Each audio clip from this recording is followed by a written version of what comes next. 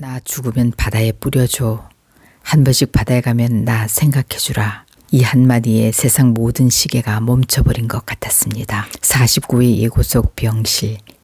지역은 이미 자신이 끝을 예감한 사람처럼 너무나 담담하게 마지막을 부탁합니다. 그 담담함이 곁에 남겨진 이들에겐 송곳처럼 가슴을 후벼 파는데 차마 소리내어 울지도 못하는 가족들의 뒷모습에 시청자들도 함께 무너졌습니다. 오늘 영상에서는 가장 화려한 날들에 가려진 가장 슬픈 이별에 대해 이야기해 보려 합니다. 만약 부모가 자식의 마지막을 예감한다면, 만약 내 소중한 연인이 다시는 돌아오지 못할 길을 걷고 있다면 우리는 과연 어떤 표정으로 그 곁을 지켜야 할까요? 보시는 내내 가슴이 먹먹해지실 겁니다. 공감되신다면 구독과 좋아요로 응원 부탁드립니다. 48회는 은호의 처절하고도 애절한 구애로 시작됐습니다. 지역은 자신이 떠나고 나면 혼자 남겨질 은호가 걱정돼 그녀를 밀어내고 또 밀어냈습니다. 그저 남은 시간 누구에게도 짐이 되지 않고 편안한 일상을 살다 조용히 가고 싶다는 지역.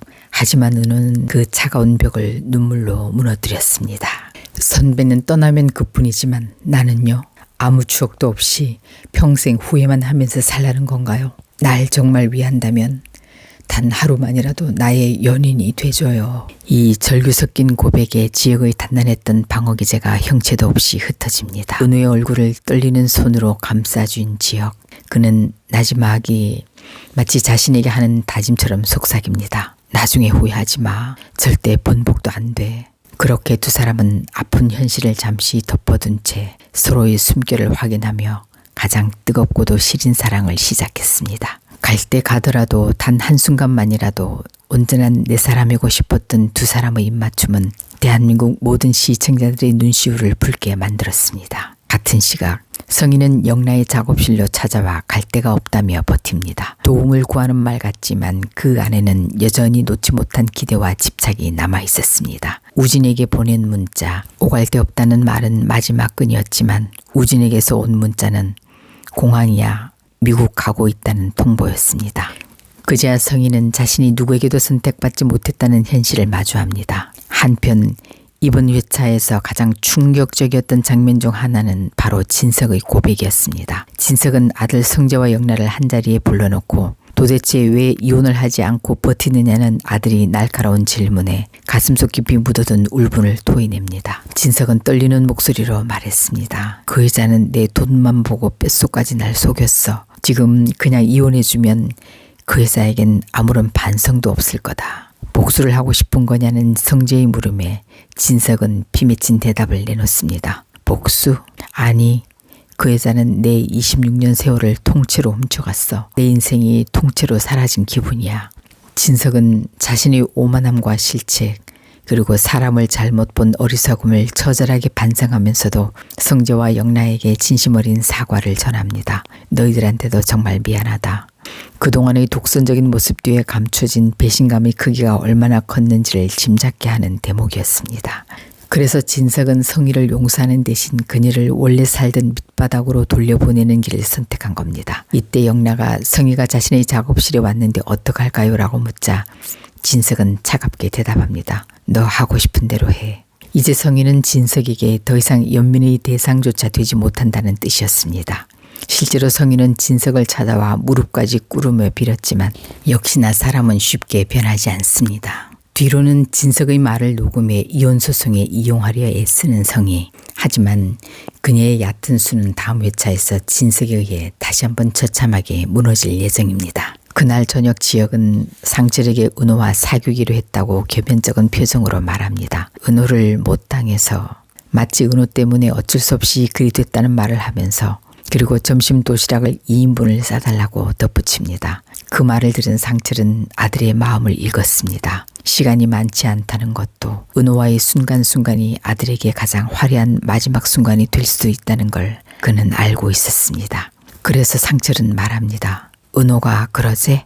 그럼 걱정 마. 도시락 2인분 싸는 거 그거 일도 아니야. 상철은 마지막 가는 아들이 외롭지 않게 끝까지 사랑으로 지켜주는 은호가 한없이 고마워 눈물이 납니다. 상철은 다정에게 지역의 소식을 전하며 울먹이지만 아무것도 모르는 다정은 당신 그게 그렇게 울 일이야? 라며 핀잔을 줍니다. 하지만 그 무지함은 곧 가장 잔인한 진실과 마주하게 됩니다. 이어 이 회차의 가장 하이라이트, 아들의 병을 알아차린 다정의 오열에 시청자들도 함께 눈이 퉁퉁 붓도록 울 수밖에 없었는데요. 이 세상 모든 엄마의 가슴이 다 함께 무너져 내린 순간이었습니다. 다정은 우연히 친구와 통화 중 스쳐 지나간 심장병이라는 단어, 그 짧은 단어가 그녀의 머릿속을 날카롭게 파고들었습니다. 최근 들어 부쩍 의심쩍었던 지역과 상철의 행동들이 주마등처럼 스쳐 지나가며 이유 없이 가슴이 쿵쾅거리며 뭔가 불안해지기 시작했습니다.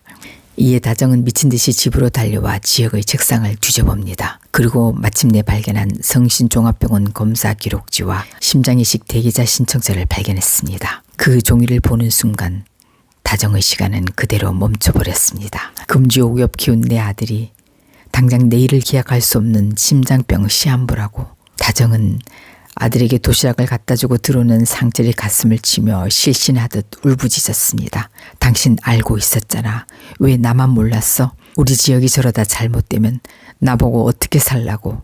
하지만 상철은 피눈물을 삼키며 아들의 뜻을 전합니다. 모른 척 해달라고. 아들이 원하는 건 당신의 이런 걱정이 아니라 평범한 일상이라고. 그 말을 들은 다정은 손으로 입을 틀어막고 심장이 타들어가 재가 될 지경이었습니다. 부모는 그렇게 자식 앞에서 자신의 고통을 지웁니다. 한편 연애를 시작한 지역과 은우는 데이트를 났습니다. 다정은 애써 웃으며 아들을 보내고 상철은 그 뒷모습을 애틋하게 쳐다보며 다정에게 위로 같은 말을 덧붙입니다. 지금이 지 인생에서 가장 화려한 날들을 보내고 있는 거야. 하지만 행복은 짧았습니다. 미술관에서 바다 그림을 유심히 보던 지역의 모습이 복선이었을까요? 돌아오는 길, 지역은 급격한 통증과 함께 응급실로 실려갑니다. 다행히 의식은 회복했지만 병실의 차가운 공기는 이별이 머지않았음을 경고하는 듯 했습니다. 은호는 짐짓 밝은 척 너스레를 떱니다. 첫날 밤을 이른 곳에서 보내는 커플은 우리밖에 없을걸요. 하지만 그녀의 눈엔 이미 슬픔이 고여 있었습니다. 어쩌면 마지막일지도 모를 그 밤, 두 사람은 서로의 온기에 의지해 긴 밤을 보냈습니다. 그런데 여러분, 여기서 중요한 포인트가 있습니다.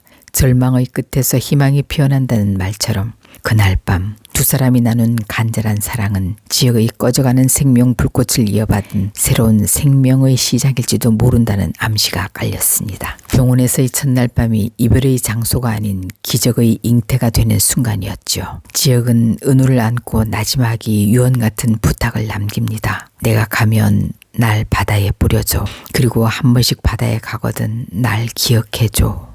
아들이 병원에 입원했던 말을 들은 다정은 상철에게 처절하게 말합니다. 당신 날 찔러. 그리고 내 심장을 꺼내 우리 지역이 살려줘. 나 지역이 없이는 못 살아. 그 말은 드라마적 과장이 아닐 겁니다. 자식의 생 앞에서 부모의 존엄도 윤리도 모두 무너져버리는 법이니까요. 수천 번이라도 그러고 싶은 게 부모 마음 아니겠습니까? 오해라는 다정을 잡으며 상철은 아직 좀 더 있어봐. 기적이 일어날지도 모르잖아. 라고 진정시킵니다. 자식이 떠날 시간을 알게 된 부모가 그럼에도 불구하고 오늘 하루만은 화려하게 살게 해주고 싶었던 이야기. 그래서 더 조용했고 그래서 더 가슴 아팠던 회차였습니다. 이렇게 주인공 지역이 가고 새드 엔딩이 될까요? 아니면 성혜의 사고로 그녀의 심장이 지역에게 오는 기적의 해피엔딩이 될까요? 이제 단 일주만을 남겨놓은 화려한 날들, 그 마지막 이야기가 기다려집니다.